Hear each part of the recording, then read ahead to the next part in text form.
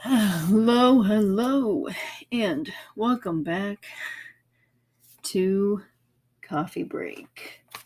My name is Faith Jacobs, or Coffee&Comics, and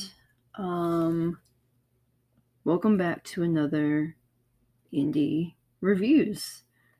So, today's let's begin. Last indie review, I did Nothing But the Blood, which I've been wanting to do for a long time. And I've been wanting to do more independent movies.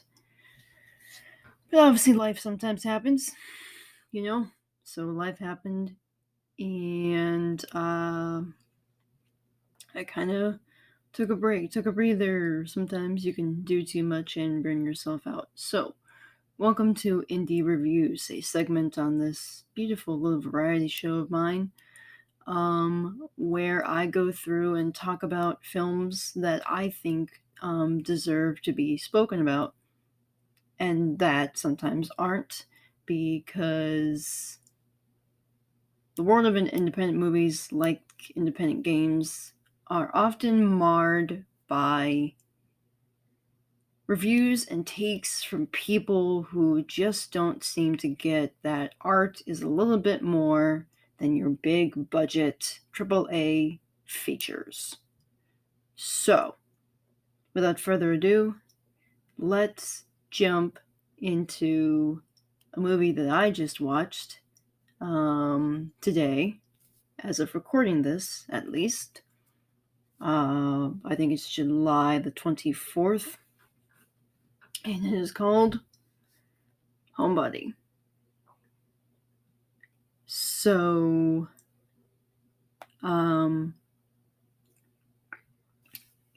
here were my first impressions of this film, written by Zachary Endres for a little series of projects that he's created called the Observable Universe. And I'm going to look at his website at some point, kind of talk about some of the stuff he's done. So, the Observable Universe includes Pact, Shark, and The Teleported Man. Now, I've not seen much of Zachary Endres' work. This is my first one of his, but I can just say, wow. So, Homebody, what's it about? The story is when a shut-in dies alone, he returns as a housebound ghost and finds himself at the mercy of a world that didn't even notice he was gone. This is the it is the winner of the Dan Bannon Audience Award, and it is part of, as of recording this, this past week, it was part of the Deep in the Heart Film Festival in Austin, Texas. So, not Austin, Waco. Deep in the Heart Film Festival in Waco, Texas. So, let's read. After spending his life as an antisocial shut-in, Guy Withers wakes up one morning to discover that he slipped in the shower, died, and rotted away without anyone noticing. Now a ghost, reorienting himself in the afterlife, he can no longer leave the boundaries of his house without disappearing from existence.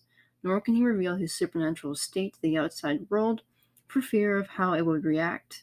Suddenly forced to sleep in the proverbial bed he made, he finds himself confronted with the consequences of true isolation and sets out to establish the kind of human connection he neglected while he was alive. It is the debut feature for Zachary Endres, featuring, and I will go on to the IMDb so that I can read the full cast. Get this cast right. Featuring the cast of Jordan O'Neill, Ryan Sterling Smith, Monica Ayala, that was bad. Colson Claude, Laura Day Funt, Ashlyn Evans, Mars Finn, Paige Freeman, quite a few various actors and extras for a scene that, okay, so now that we've gone through the cast and we've established what this is about, let's dive into the film itself, because I was going to read my first impressions of Homebody that I was writing as I was watching this film.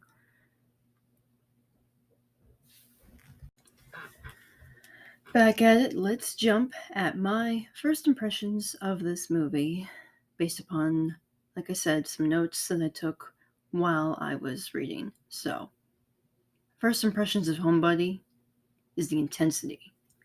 I will say that this film, now I've seen my fair share of horror-esque films.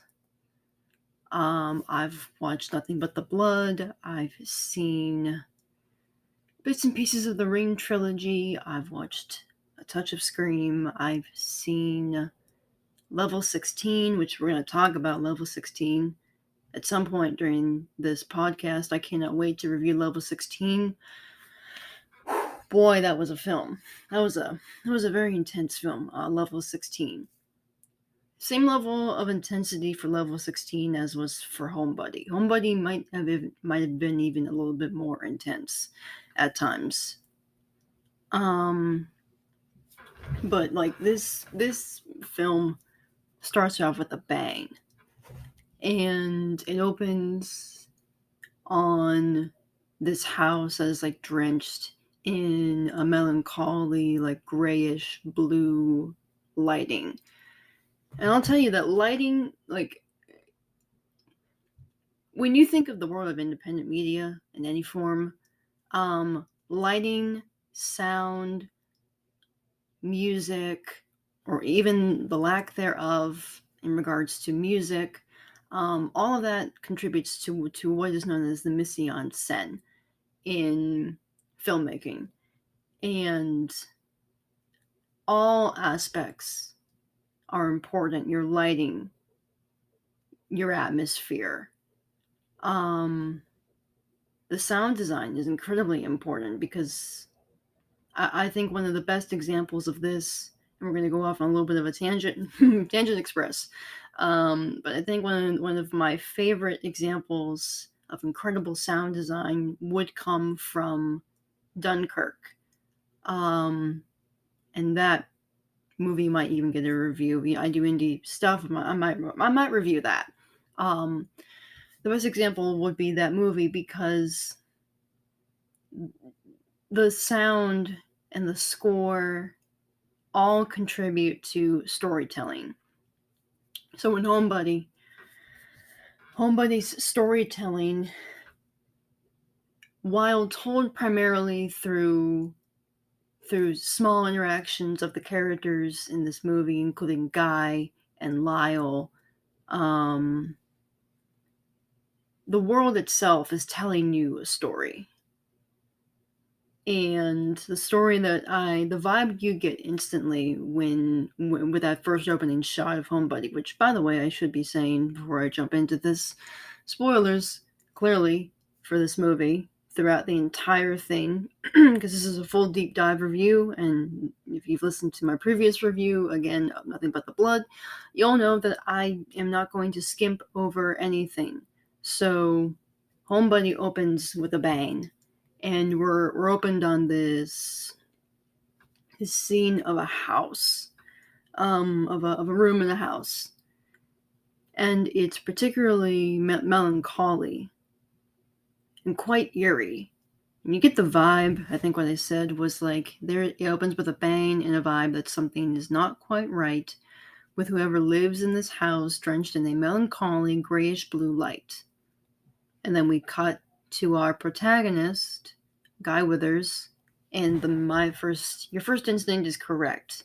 If you got the sense, the eerie, ominous sense, it's like something's not right, if you watch this movie, you'd be correct.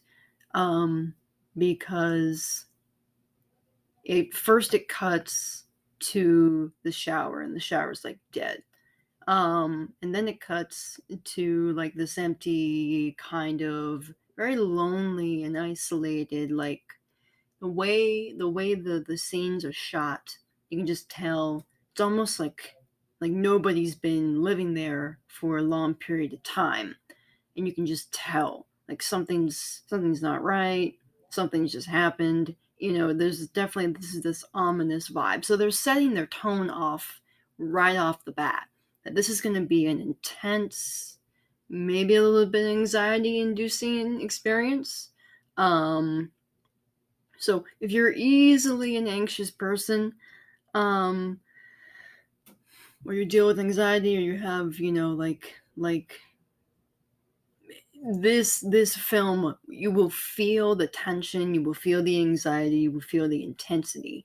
And that's intentional, because that's what the film is meant to do, because the character of Guy is anxious.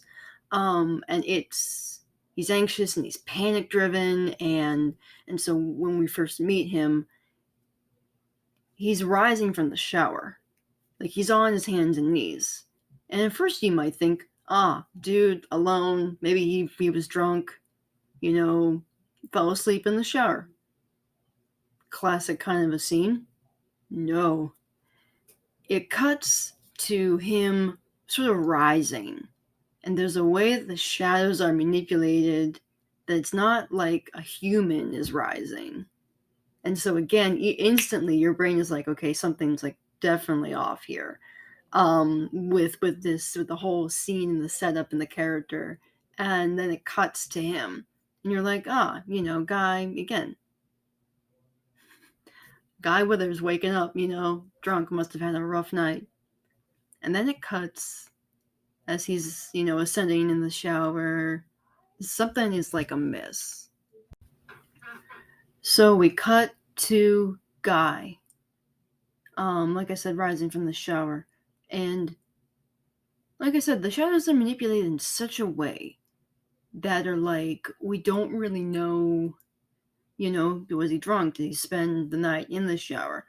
And when it cuts to him, he's looking at something that's on the bottom of the shower. And you're like, okay, what's he looking at? And you're almost kind of afraid to know, like the way this movie is set up, and it's done, and it's shot, and its tone and its atmosphere. You're almost terrified to know what is, like what's around the corner, basically. And then the camera switches from Guy's being on Guy to this skull that is like in front of him with a dislocated jaw. Basically, someone has died, and you're like, okay, what in the world happened here? And so he panics and he freaks out, and he's run through the living room, like out of the shower, out of the bathroom, runs to leave the house, and he sticks his hand out, and all of a sudden it turns clear, and it disappears. His hand disappears. And he has a hard time.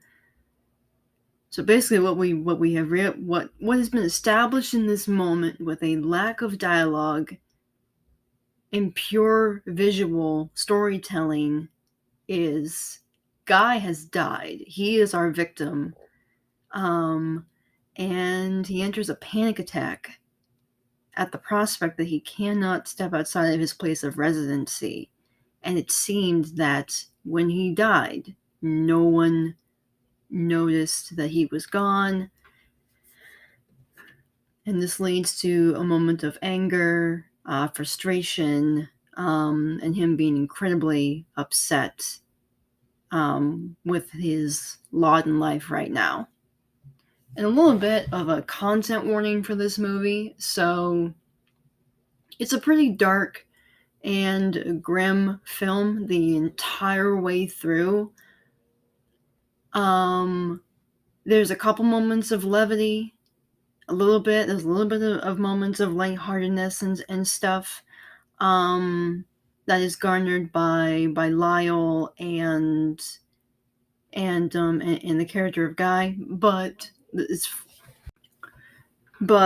movie in particular has like there's zero like it's a horror film, so like there's not going to be like breathing room really. Like it's some horror films are made almost like to be satire, like you have satirical horror films. Homebody is not. As a matter of fact, when Guy discovers that he like okay, so obviously content warning for panic attacks. This is obviously Homebody is aimed at a very mature audience, which is fine. I mean, I've watched horror films that had blood and gore in them. Homebody does not have blood, does not necessarily have gore, but it does have some morbid imagery and obviously panic attacks, intense loneliness. This explores the subjects of intense loneliness, depression, agoraphoria, social isolation, anxiety, and I would say self-harm, only because there is a scene where Guy grabs, I don't know if it's a knife, but I think it's a blunt object, where Guy is trying to like determine that he really has died. So there is one scene for that. Obviously he's a ghost, nothing can hurt him, but so a couple things for that. So after realizing that yes, he has died, he basically has decided to give up because he can't leave his house. But he also needs to maintain the appearance that he's still around, that somebody is still around. At one point he meets he calls out to this mail lady, someone like a mail delivery, and he says, "You didn't think with this amount of mail that something was wrong." So like he is still engaging with the world in as much limited capacity as he can. But within the confines of this prison now, he passes it with video games, and I think he at one point is like scrolling like dating sites with like a bunch of girls. And then at some point he realizes, I need to make money if I'm gonna keep up this appearance. So he decides to try and rent out his spare room to different people, particularly women, meaning that he's desperate and lonely, and he's a very, very lonely person. Yet despite his best efforts, the women leave bad reviews and define Guy as creepy or strict. And the film also seems to point out that Guy is very quiet and introverted, and he doesn't have a lot of connections, because at no point in the film do we see that he has a girlfriend, a best friend. He has parents, because I think they text him at some point, and I think we do see them as well. But he just keeps to himself, and like I said, I think that's evidenced even further by the fact that when he asks the mail lady, he goes, "Look, with this amount of mail, didn't you think something was wrong?" Meaning that she's possibly one of the very few souls that he interacted with on a daily basis, if at all. And like I wrote in my notes, Guy is also single and trying to get a date, but obviously that doesn't go too well for him. The rest of the film is spent with Guy sort of like passing time, and eventually gets a roommate in, like I've mentioned before, the character of Lyle. He has rejected every single like other person who like applied to be a roommate unless they were a woman, because clearly, he's alone, he's looking for company, and they are not interested.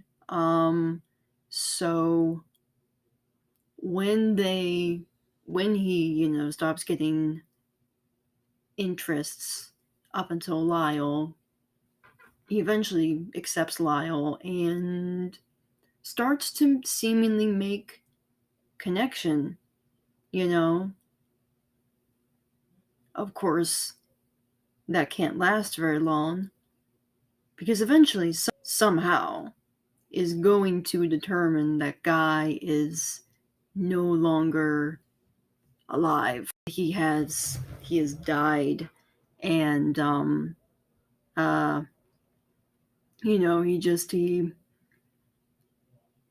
he hides, and this is where it gets so morbid. He hides his own remains in his closet, and it's constantly a source of anxiety for this guy. I feel like there's more to it. I feel like the way the film sort of frames it, it's like it's haunting him, kinda. This idea of just being discovered and everything like that. But still, obviously, he needs to make money, or otherwise, somebody's gonna come and be like, "Yo, man, we need the bills." But this film is so. I'm still processing it, obviously, at this point, recording this, because I watched it once the way through. Record. So, hello, welcome back. At this point, July the 26th, I have watched Homebody at least 3 times. And I'm a person who tends to watch things over and over again just to kind of, for the purposes of analysis, finding different things, noticing different things. Each time I tend to watch a piece of media or play a game that I have personally decided to invest in. With Homebody, when I first began this review of it, I was, like I said in the last segment, I was still processing. I had only watched it once at that point. And there's a lot to unpack with this movie. First of all, let's talk about the setting and the tone. As I previously mentioned, this movie is intense. Homebody is an intense film. And you feel that right off the bat, like I mentioned in the previous segment. This movie is incredibly intense. And it has this, from its atmosphere to the lighting of the film, the intensity is spot on right there. And you feel it from the first scene to the last. And the last segment of the film is an interesting act to follow, because we don't really know what happens to Guy.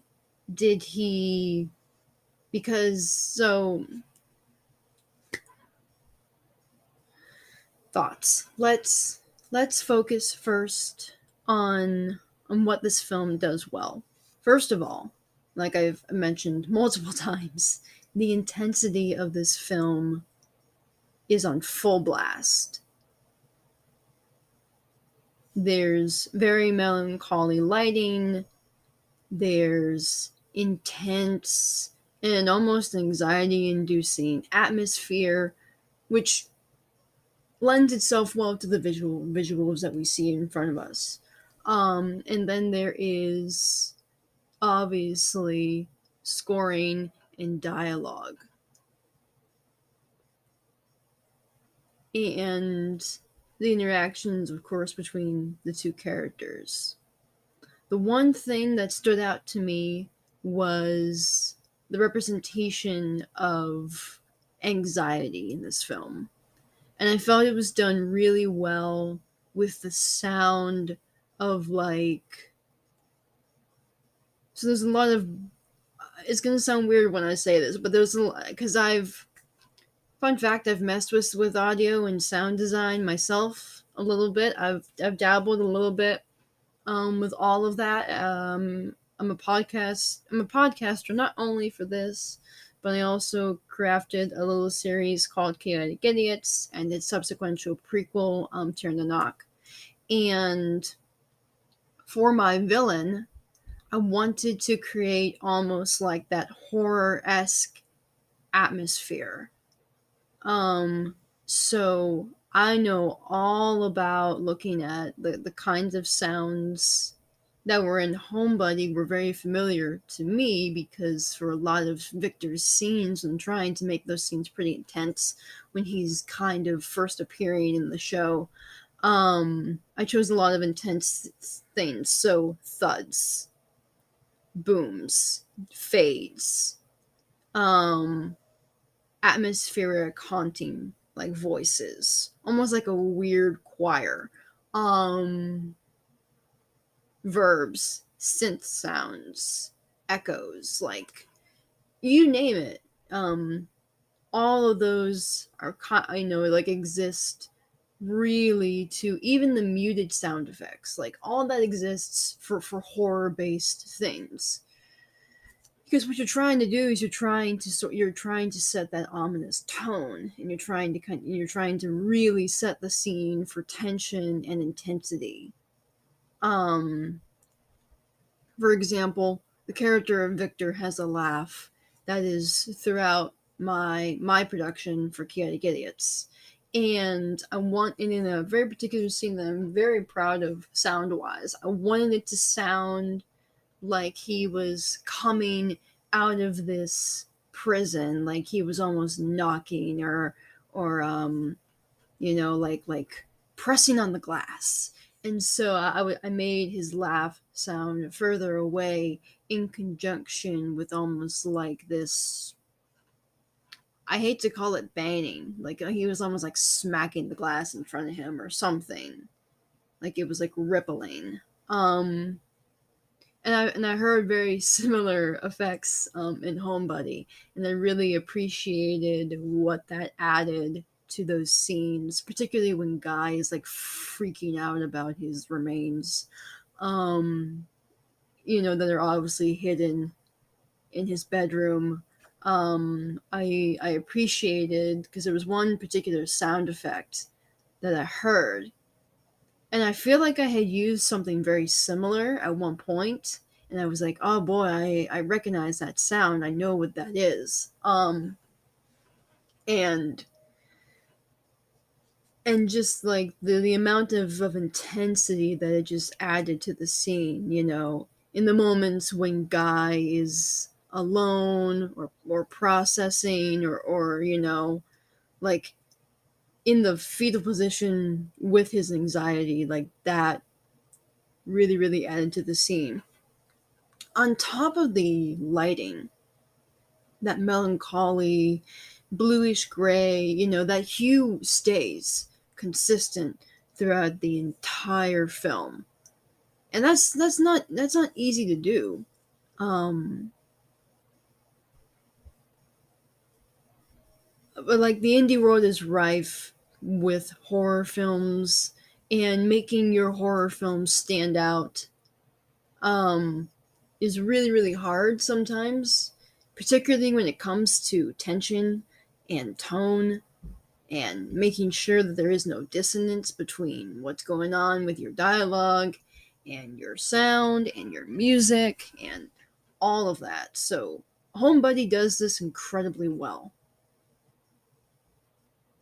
And like I said, there is relatively little dialogue, if any at all. And don't take that to mean that there isn't dialogue in this movie. There is. But the dialogue, I don't think, is the storyteller.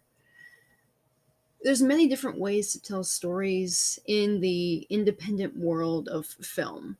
In the indie world in general, whether you're doing an independent audio drama, whether you're, an indie filmmaker or an indie TV series maker, you're doing like a web series, or you're doing like something like on YouTube, or what have you, or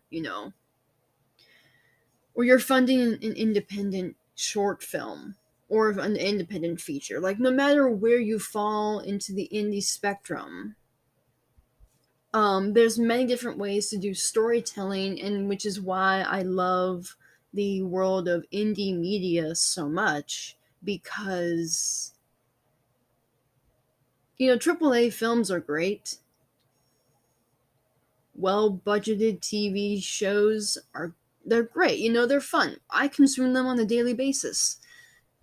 I watch your Leftovers and your Watchmen and your Losts and your Manifests and your Peaky Blinders or your Witcher, or I watch Nightfall. Like, you name any TV show within the last couple of years, I've most likely seen it, grew up on it, watched it, enjoy it, and continue to enjoy it. From the BBC to ABC to sci-fi to what have you, to whatever the big name company is that has produced this big budgeted TV show. But normally the storytelling in those shows is often solely focused on the dialogue and the character relationships. What makes indie storytelling that much more unique, particularly to me, is the fact that a lot of times you don't have a big budget, and when you are working with a limited budget, number one, that often leaves you lacking in some areas. But number two, it also forces you to get creative, because you have to work with what you have. And I know this, having produced my own show for the last 2 years. It's been 2 years of producing Chaotic Idiots and its prequel and anything else to do with it. And I have produced and made, and so I have to work with what I have. I don't have a big budget for a 3D soundscape. I don't have a big budget for a studio. We're all recording this thing remotely, as just an example from my own personal experience. So it forced me to get creative, and I know that it probably has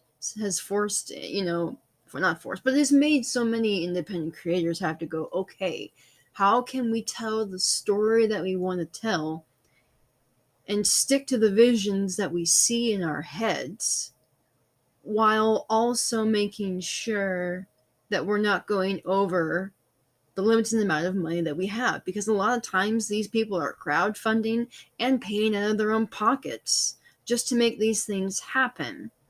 So homebody, having a limited budget, as I'm sure it did, had to work with what it had. And so a lot of the storytelling, in my opinion, and this is just my opinion, is not necessarily told to you via its dialogue.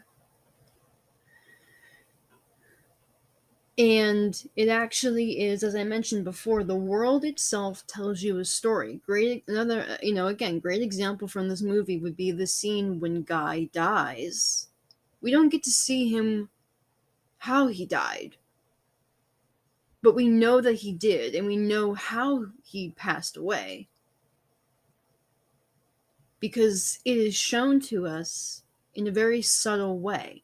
He's in the shower at one point, in a later scene, and he's leaning up against the water. He closes his eyes, and I get the feeling that he drowned.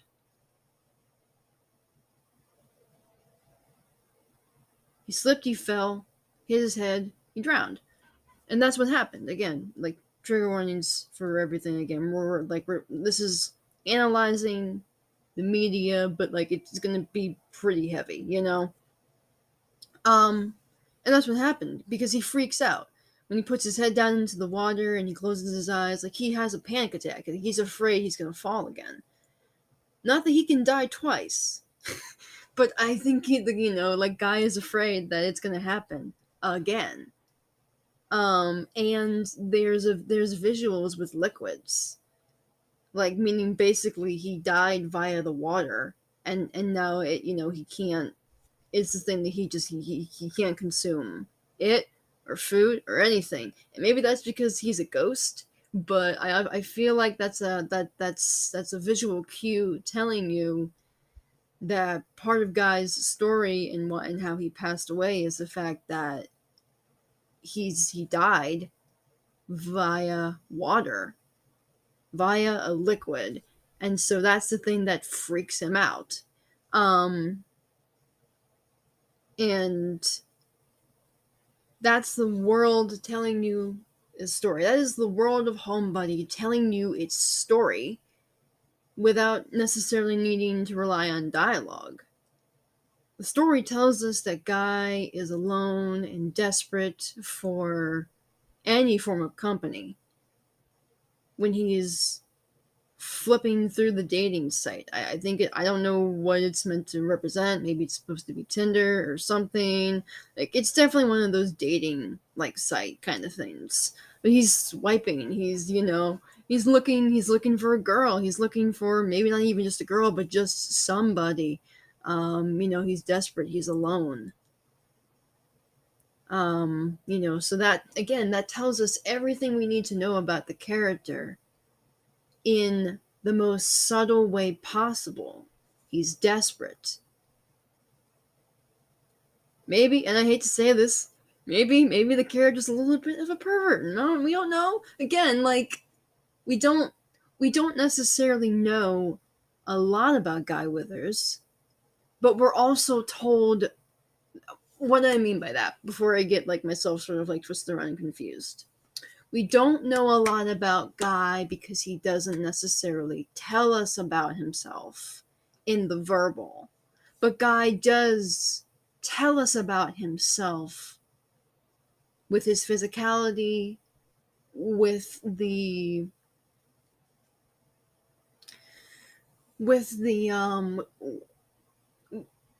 atmosphere around him. We know more about him if we just examine the backdrop. If you examine the backdrop and you examine his actions and you examine everything else that kind of happens around him, we learn more about Guy than I think we ever would in just pure exposition. And that's something that I think a lot of people tend to miss. The other thing is, I'm a student of film.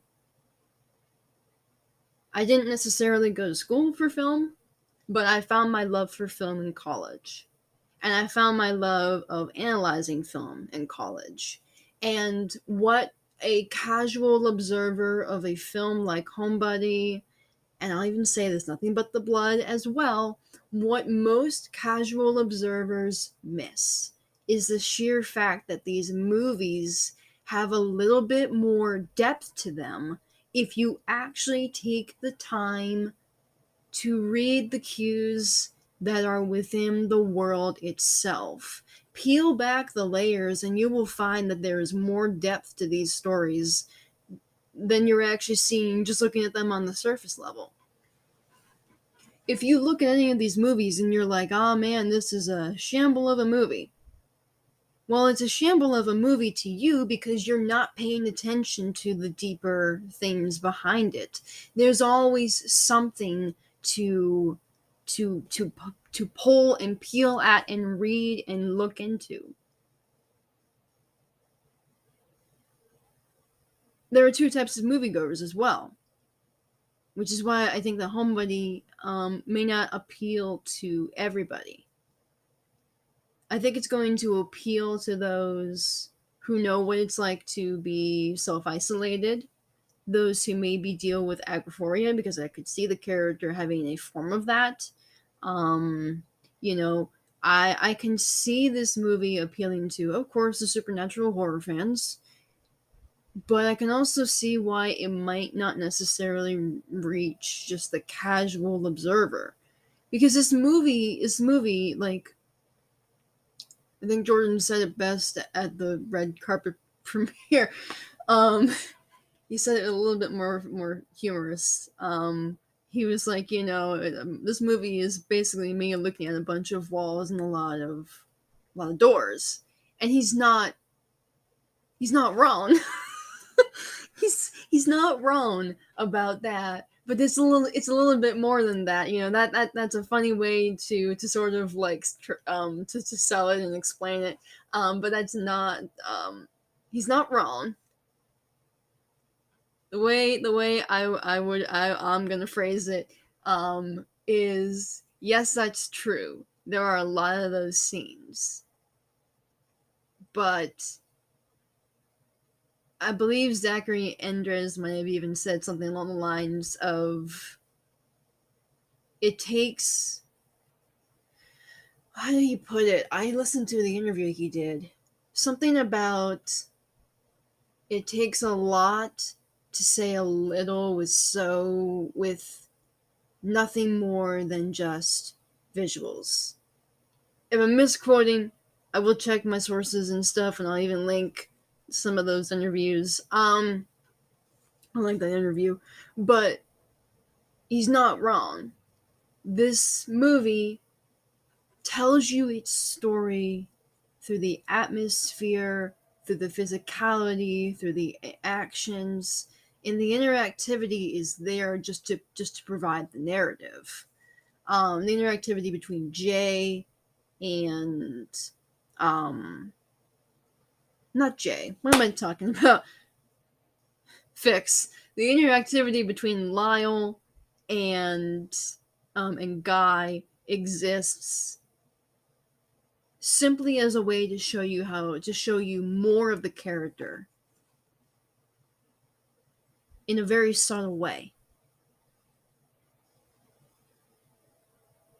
I think one of the strongest scenes for me that almost had me bawling, I very much teared up at this scene, is when Lyle is sort of calling Guy out and is like, I think you're a ghost. You know, you're not leaving your house. You've not done any of this, this, and this. Why aren't you leaving your house? You know, and I think when Guy was alive, he might have had, you know, I feel like there are allusions to slight agoraphoria.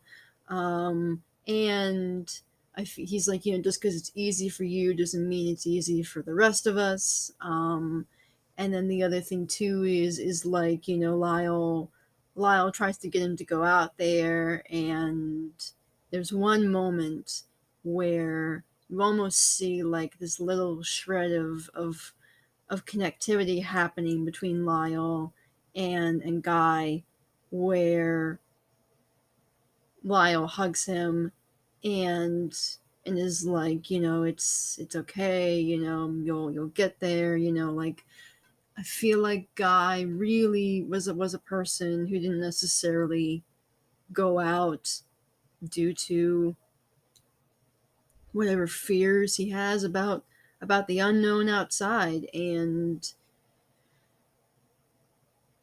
to me that was relatable. That moment really struck a chord with me. But again, like, there's dialogue, but what you're seeing is, in, of course, Jordan's performance and the music and the atmosphere and just the tension of the scene itself. You're seeing this person who maybe deep down inside they really wanted to get out there and connect with others, but they just don't know how. And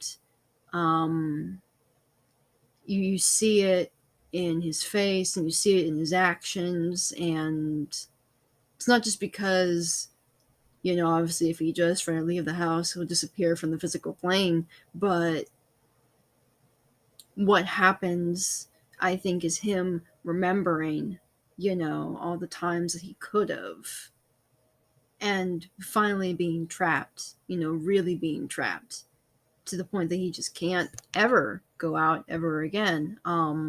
So that, to me, was a powerful moment in this movie, but it was told again not by the dialogue, but by the story's visuals and by its music and by that moment of silence between the two characters when Guy is close to crying. And That's what I mean when I say that this story and this film has a way of telling its story that is so much more than the dialogue at hand. And you really kind of have to pay attention to everything else in order for the performance and the atmosphere and the mise en scène and the soundscape and, like all of it just ends up working together in such a beautiful way, towards its climax, which I might not talk about, since this movie is still in its festival run. I might not talk about how Homebody ends, but let's just say that I'm still trying to wrap my mind around the ending to Homebody, and I would recommend that you watch it for yourself. But let's recap a little bit. So Homebody is a film that 100% is worth the watch. And there's a lot to unpack here. And there's a lot more that could be said. And maybe I'll do a little bit more of a deep dive, as I kind of let the film sit with me a little bit. But like as far as my quick review goes, I would give this film a 10 out of 10. This film is a 10 out of 10 to me. It had brilliant lighting, brilliant soundscape, wonderful scoring, brilliant acting. The physicality worked really well with the storytelling. The world telling you its story is so depth and so rich. There's so much that you can just see and just uncover just by looking at the world around Guy and the way that he interacts with Lyle. There's things there. The way he interacts with, the limited interactions of people that he interacts with. That's another aspect of the world telling you its story. There's so much here. I would very much implore that you watch it and enjoy it for yourself, because it's worth it. It's worth the watch. You just might have to look a little harder. I would say, look, not every film's going to be for everybody. But don't necessarily, please do not be unkind to independent film creators.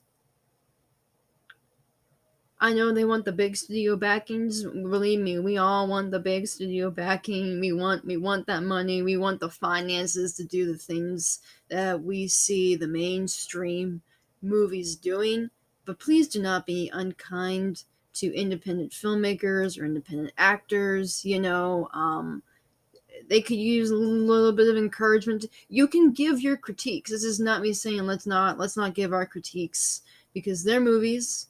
And I'm sure that if I were to do a full deep dive, I could talk about some of the things that maybe could have been done better. Right now, I can't think of much to really kind of complain about, because the pacing was fine, the tone was consistent, there wasn't any inconsistencies with acting. Like there was nothing obvious I can think of that had this movie that didn't make this film enjoyable. Every film is going to have a different audience, and again, you're not always going to like every film that you watch, whether it's an indie film or it's a AAA feature film in the mainstream Hollywood media. But people work hard on these projects, so a little kindness, a little bit of healthy praise along the way is a little bit of courtesy. Be kind. Be kind to these people, because this is their passion, and it would be nice to see some positivity. So that's that. Please give Homebody a watch if it's ever at a festival near you. And until next time, this has been Faith Jacobs signing off.